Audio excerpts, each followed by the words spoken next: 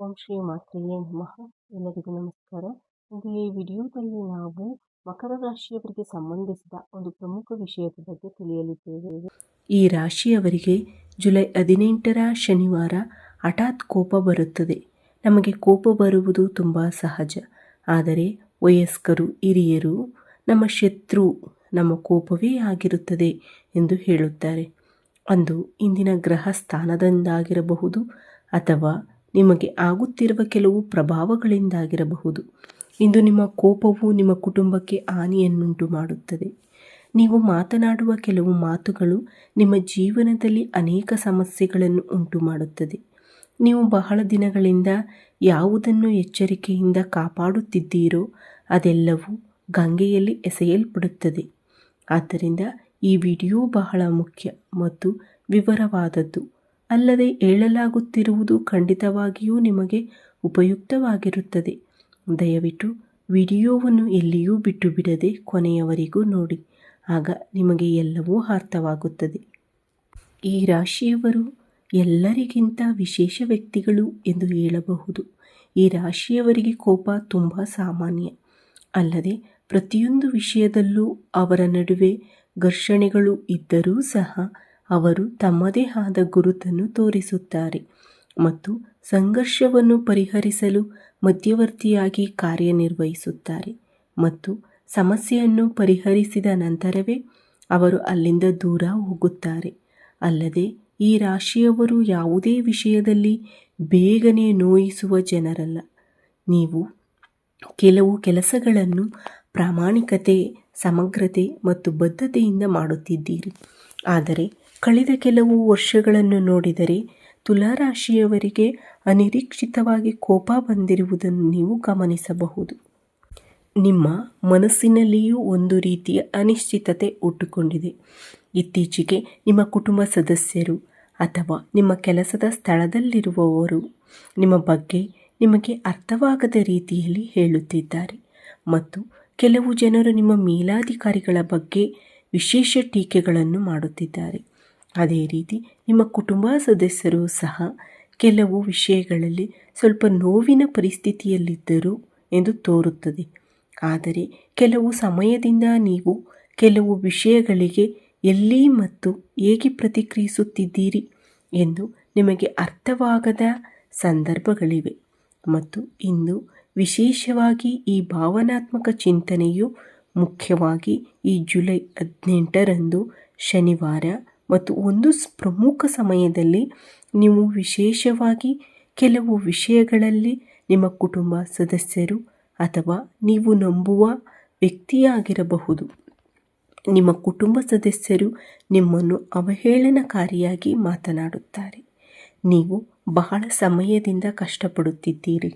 ನೀವು ಮಾಡಿದ ಒಳ್ಳೆಯದನ್ನು ಅವರು ಗುರುತಿಸದೇ ಇರಬಹುದು ಮತ್ತು ನೀವು ಏನನ್ನಾದರೂ ತಪ್ಪು ಮಾಡಿದ್ದೀರಿ ಎಂದು ಆರೋಪಿಸಬಹುದು.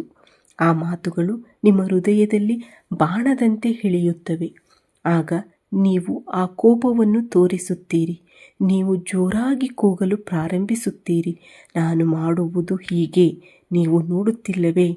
ಆದರೆ ಆ ಜಗಳಗಳಲ್ಲಿ ನೀವೇ ಮಾತನಾಡುವ ಮಾತು ನಿಮ್ಮ ಕುಟುಂಬ, ಪೋಷಕರು, ಸಂಗಾತಿ, ನಿಮಗಾಗಿ ಇರುವವರು ಅಥವಾ ಜವಾಬ್ದಾರಿಯುತ ವ್ಯಕ್ತಿಗೂ ಸಹ ಅವಮಾನಕರವಾಗಬಹುದು. ಆ ಮಾತು ನಿಮ್ಮ ಜೀವನದಲ್ಲಿ ದೊಡ್ಡ ಹೊಡೆತವನ್ನು ನೀಡುತ್ತದೆ. ನೀವು ಕೋಪದಲ್ಲಿ ತೆಗೆದುಕೊಳ್ಳುವ ನಿರ್ಧಾರ, ಉದಾಹರಣೆಗೆ ನಿಮ್ಮ ಕೆಲಸವನ್ನು ಬಿಡುವುದು ಅಥವಾ ಆಸ್ತಿಯನ್ನು ಹಂಚುವುದು, ಈ ವಿಷಯಗಳ ಬಗ್ಗೆ ವಾದ ಮಾಡುವುದರಿಂದ ನಿಮ್ಮ ಅಹಂಕಾರ ಕಡಿಮೆಯಾಗುತ್ತದೆ. ಆ ಕ್ಷಣದಲ್ಲಿ ನೀವು ತೆಗೆದುಕೊಳ್ಳುವ ಒಂದು ನಿರ್ಧಾರದಿಂದಾಗಿ ನೀವು ಇಷ್ಟು ವರ್ಷಗಳಿಂದ ಗಳಿಸಿರುವ ಎಲ್ಲ ಖ್ಯಾತಿ ಮತ್ತು ವೈಭವವು ಒಮ್ಮೆಲೆ ಕಳೆದು ಹೋಗಬಹುದು. ಆದರೆ ವಿಶೇಷವಾಗಿ ಎಲ್ಲರೂ ನಿಮ್ಮ ಬಗ್ಗೆ ಹಲವು ದಿನಗಳವರೆಗೆ ಒಂದೇ ರೀತಿಯಲ್ಲಿ ಯೋಚಿಸಿದರೆ ನಿಮ್ಮ ನಡವಳಿಕೆಯು ಇನ್ನೊಂದಕ್ಕೆ ಬದಲಾಗುವುದನ್ನು ನೋಡಿ ಎಲ್ಲರೂ ಆಶ್ಚರ್ಯಚಕಿತರಾಗಲು ಪ್ರಾರಂಭಿಸುತ್ತಾರೆ. ನಿಮ್ಮ ಇಡೀ ವಸಾಹತು ನಿಮ್ಮ ಬಗ್ಗೆ ಮಾತನಾಡಲು ಪ್ರಾರಂಭಿಸುತ್ತದೆ ಮತ್ತು ಹಲವು ದಿನಗಳ ನಂತರ ನಿಮ್ಮ ನಡವಳಿಕೆಯಿಂದ ನೀವು ಆಶ್ಚರ್ಯಚಕಿತರಾಗುವಿರಿ ಮತ್ತು ನಂತರ ಒಂದು ಕ್ಷಣದಲ್ಲಿ ನಿಮ್ಮ ಮನಸ್ಸಿನಲ್ಲಿ ಕೆಲವು ಆಲೋಚನೆಗಳು ಸಹ ಉದ್ಭವಿಸುತ್ತವೆ. ಆ ಕ್ಷಣದಲ್ಲಿ ನೀವು ನಿಮ್ಮೊಳಗೆ ಯೋಚಿಸುತ್ತೀರಿ, ನಾನು ಯಾಕೆ ಹೀಗೆ ಮಾತನಾಡುತ್ತಿದ್ದೇನೆ, ನನಗೆ ಯಾಕೆ ಹೀಗಾಗುತ್ತಿದೆ ಎಂದು ನೀವು ಆಶ್ಚರ್ಯವಾಗುವಿರಿ. ಮತ್ತು ಆ ಸಮಯದಲ್ಲಿ ನೀವು ಹೇಳುವ ಮಾತುಗಳಿಂದಾಗಿ ಈ ದಿನ ನಿಮ್ಮ ಜೀವನದಲ್ಲಿ ದೊಡ್ಡ ಗಾಯವಾಗಿ ಪರಿಣಮಿಸುತ್ತದೆ ಎಂದು ನೀವು ಸಹ ನೋಡುತ್ತೀರಿ. ಮತ್ತು ಆ ಕ್ಷಣದಲ್ಲಿ ನೀವು ಎಲ್ಲ ರೀತಿಯಲ್ಲೂ ನಷ್ಟವನ್ನು ಅನುಭವಿಸುವಿರಿ. ಎಲ್ಲರ ಮುಂದೆ ನಿಮ್ಮ ಹೆಸರು ಕಳೆದು ಹೋಗುತ್ತದೆ. ನಿಮ್ಮ ಕುಟುಂಬ ಸದಸ್ಯರಲ್ಲಿ ನೀವು ಒಂಟಿಯಾಗಿ ಉಳಿಯುತ್ತೀರಿ. ಕನಿಷ್ಠ ನಿಮ್ಮ ಹೆಂಡತಿಯಾದರೂ ನಿಮ್ಮ ಬೆಂಬಲಕ್ಕೆ ನಿಲ್ಲುತ್ತಾರೆಯೇ? ಪರಿಸ್ಥಿತಿ ಸರಿಯಾಗಿಲ್ಲದಿದ್ದರೆ ಅದು ಸಹ ವಿಶೇಷವಾಗಿರುತ್ತದೆ. ವಿಶೇಷವಾಗಿ ನನ್ನ ಸ್ನೇಹಿತರೆ, ನೀವು ಇಂದು ಈ ನಷ್ಟಗಳನ್ನು ತಪ್ಪಿಸಲು ಬಯಸಿದರೆ ಆ ಕ್ಷಣದಲ್ಲಿ ನೀವು ನಿಮ್ಮ ಕೋಪ ನನ್ನ ಶತ್ರು, ನನ್ನ ಸಂಯಮ ನನ್ನ ಆಯುಧ ಎಂದು ಯೋಚಿಸುತ್ತಲೇ ಇರಬೇಕು.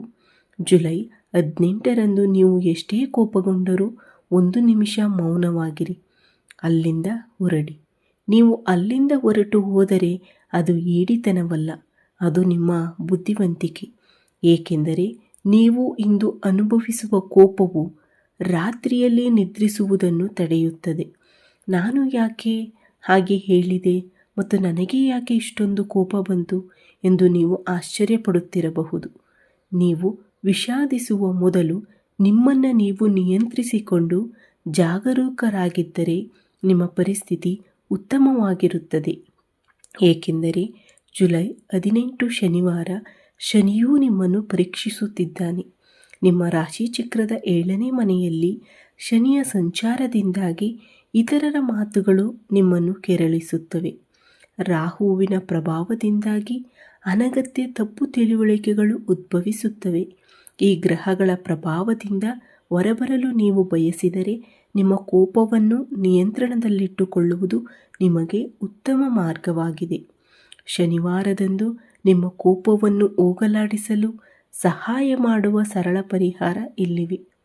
ಬೆಳಿಗ್ಗೆ ಎದ್ದ ತಕ್ಷಣ ಸ್ನಾನ ಮಾಡಿ, ಕಪ್ಪು ಎಳ್ಳನ್ನು ದಾನ ಮಾಡಿ ಮತ್ತು ಪಕ್ಷಿಗಳಿಗೆ ನೀರನ್ನು ಒದಗಿಸಿ. ಯಾರಾದರೂ ನಿಮ್ಮನ್ನು ಕೆರಳಿಸಿದರೆ ಮೌನವಾಗಿ ಓಂ ಶಂ ಶನೇಶ್ಚರಾಯ ನಮಃ ಎಂದು 3 ಬಾರಿ ನಿಮ್ಮ ಮನಸ್ಸಿನಲ್ಲಿಯೇ ಜಪಿಸಿಕೊಳ್ಳಿ. ನನ್ನ ಸ್ನೇಹಿತರೆ, ನಿಮಗೆ ಈ ವಿಡಿಯೋ ಇಷ್ಟವಾದರೆ ಲೈಕ್ ಮಾಡಿ ಮತ್ತು ನಿಮ್ಮ ಸ್ನೇಹಿತರೊಂದಿಗೆ ಹಂಚಿಕೊಳ್ಳಿ.